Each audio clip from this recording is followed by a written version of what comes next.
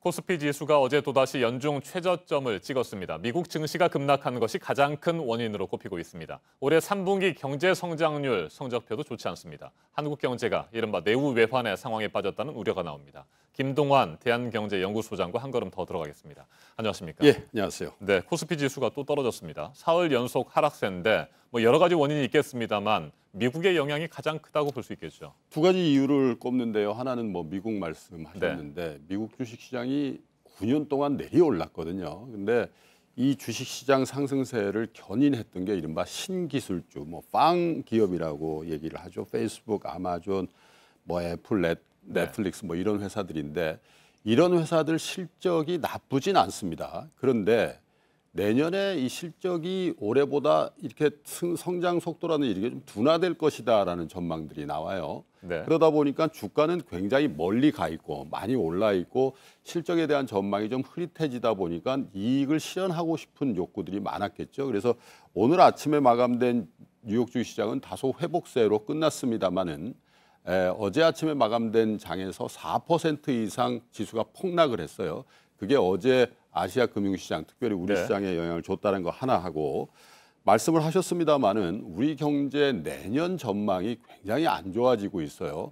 한국은행도 성장률 전망치를 상당히 많이 낮추고 있고 IMF도 낮추고 있고 민간 경제연구소라든지 해외 IB 같은 데는 더 낮추고 있단 말입니다. 근데 지금이 10월 말 아닙니까? 네. 주시장 개장 기준으로 하면 한 2달 정도 이제 남겨두고 있는 상황에서 요 정도 되면은 기관 투자가들이나 개인 투자가들 다 내년 시장을 전망하면서 올해의 어떤 투자를 마무리하는 국면인데 만약에 내년 전망이 좋다면 주식을 더 사들어가고요. 내년 전망이 안 좋다면 투자를 종료하거나 축소하는 경향이 있는데 딱 그 시점에 물려 있어서 국내적으로 수급도 안 좋고 내년 경기 전망도 안 좋고 또 버팀목 역할을 하고 있었던 미국 주시장도 네. 안 좋다, 삼중고다 이렇게 표현을 하겠습니다. 네, 3분기 국내 총생산 여러 가지로 암담하다는 분석들이 나오고 있는데 올해 경제 성장률 정부는 2.9%를 기대했고요. 예. 한국은행은 2.7%로도 낮췄지 낮췄죠. 않았습니까? 예. 근데 그마저도 달성하기가 어렵다 이런 전망들이 나와요. 두 가지 측면에서 보셔야 되는데요. 정부는 항상 이 경제 성장률 전망치를 조금 호의적으로 합니다. 왜냐하면 이게 목표치의 성격이 있기 때문에. 그런데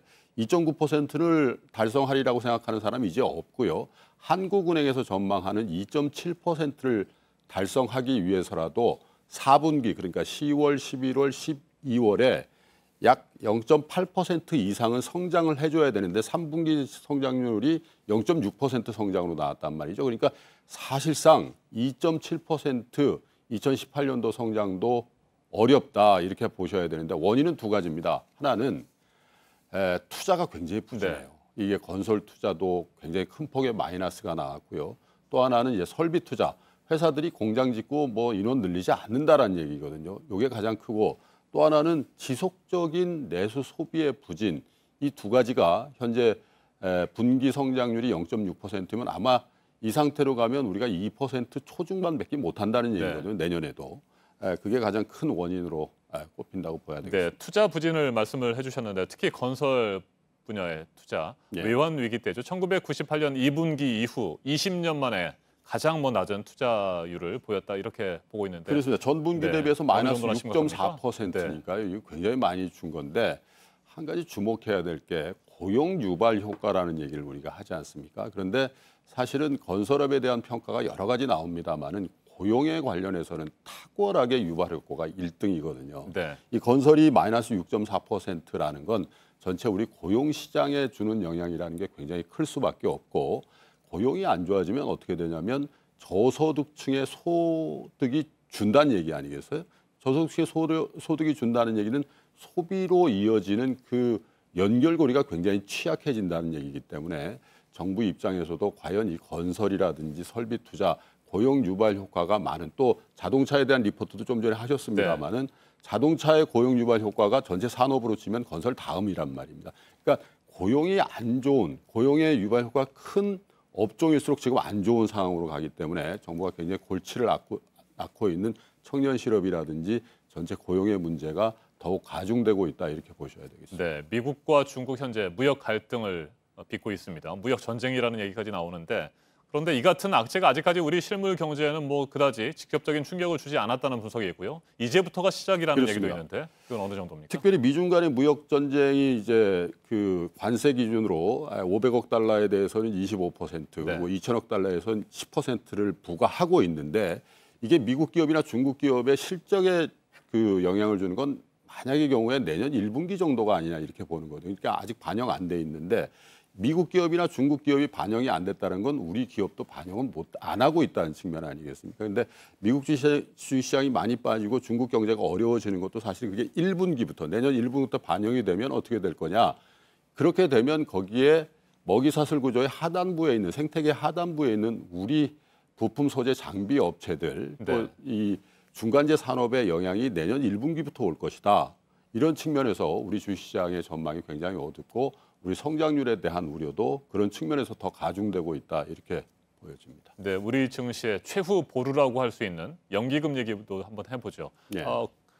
위탁받은 공공의 자금을 운영하는 국민연금 같은 겁니다. 그런데 이 연기금 부분에 있어서도 불안감이 크다면서요.